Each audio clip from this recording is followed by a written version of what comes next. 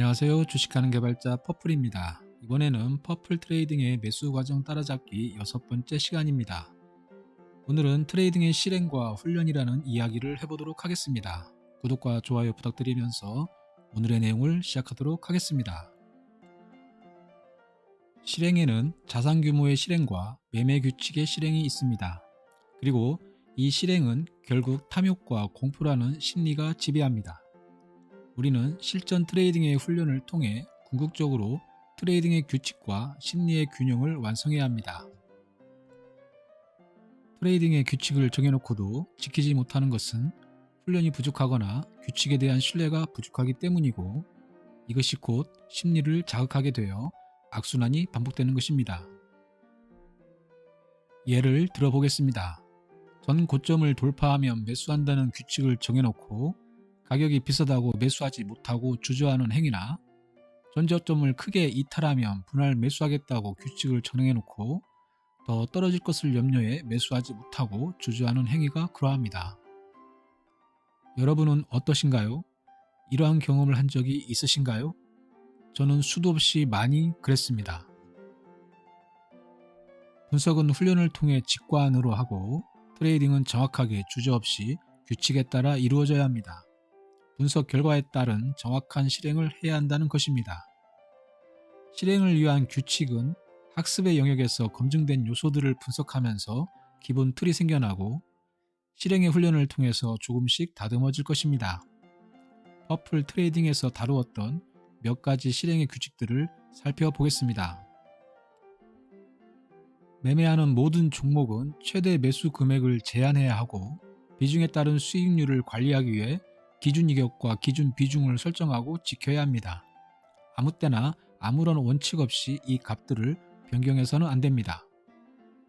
그러나 현실은 냉정합니다. 어느새 나도 모르게 최대 매수 금액을 늘리고 있습니다. 결국 이 값들을 바꾸고자 하는 유혹은 흐트러진 심리에서 기인합니다. 퍼플 박스를 기준으로 최저가와 최고가 사이를 분할 밴드로 규정하고, 이 밴드 내에서 분할 횟수를 결정하는데 보통은 중심 밴드 기간의 2배에서 4배 정도입니다. 분할 횟수가 정해지면 구간 평균 매수 금액을 알 수 있습니다. 이 금액은 프리모가 자동으로 계산해 줍니다. 구간 평균 매수 금액을 현재가로 나누면 기본 매수량을 구할 수 있습니다. 기본 매도량은 기본 매수량의 절반 또는 그 이하이어야 합니다.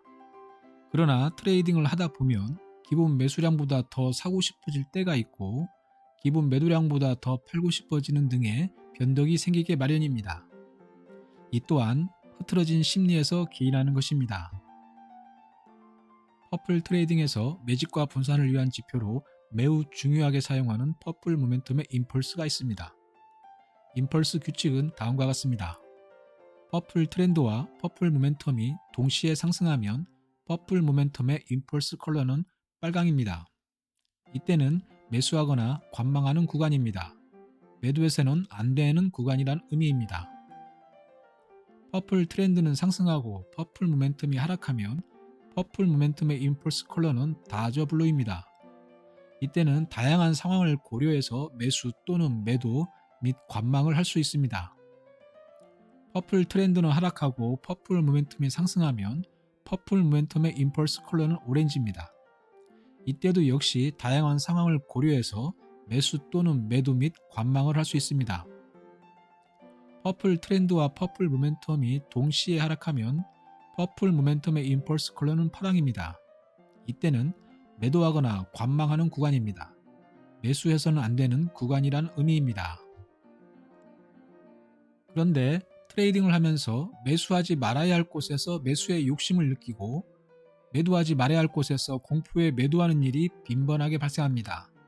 이 역시 흐트러진 심리에서 기인합니다. 다양한 조건의 조합으로 매집하는 구간이 있고 분산하는 구간이 있습니다. 매집과 분산이 조화롭게 이루어져야 균형을 유지할 수 있습니다.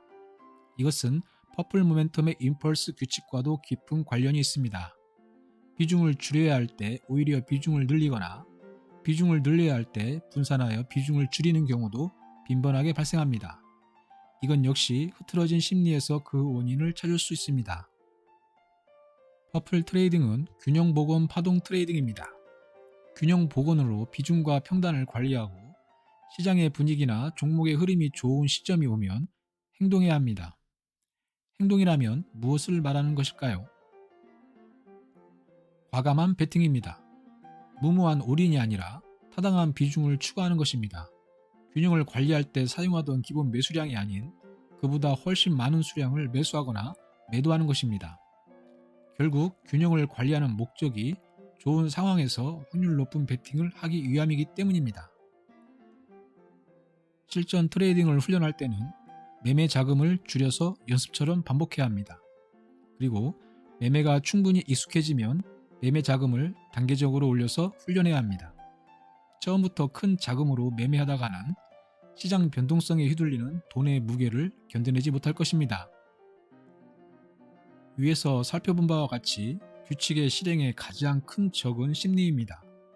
결국 훈련을 통해 심리를 다스려야 합니다.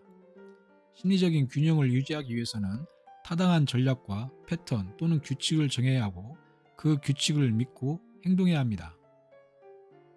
처음에는 가상매매나 모의 투자로 규칙을 다듬고 적응하는 연습을 하고 규칙에 충분히 익숙해지면 소액으로 실전 투자에 규칙을 적용합니다. 프리모를 활용하면 기본 규칙은 자동으로 적용할 수 있습니다. 그리고 규칙을 적용한 결과를 기록으로 남깁니다.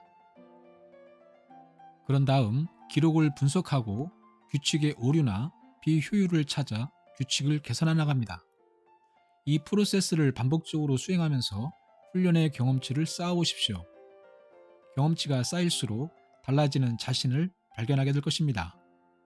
그러나 이것은 말처럼 쉽지 않습니다. 쉽지 않기 때문에 많은 사람들이 중도에 포기합니다. 그래서 트레이딩의 세계에는 승자와 패자가 생기는 것입니다. 힘들고 어려워도 스스로 확실한 동기를 부여하면서 훈련하는 사람을 중도에 포기하는 사람이 이길 수는 없으니까요. 적어도 훈련은 쉬운 길을 찾지 말기를 바랍니다. 훈련은 힘들게 해야 합니다. 효율적이라고 해서 힘들지 않다는 것이 아닌 것처럼 힘들다는 것이 비효율적이라는 의미는 아닙니다. 2023년 새해에는 저와 여러분 모두가 훈련의 경험치를 많이 쌓아 트레이딩의 레벨을 한 단계 올릴 수 있기를 기원하면서 오늘의 이야기를 마치도록 하겠습니다. 마지막으로 구독과 좋아요 부탁드리고 더 나은 콘텐츠로 다시 찾아뵙겠습니다. 이상 주식하는 개발자 퍼플이었습니다.